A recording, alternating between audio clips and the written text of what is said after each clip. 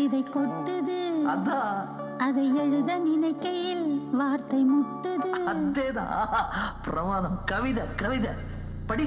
மணி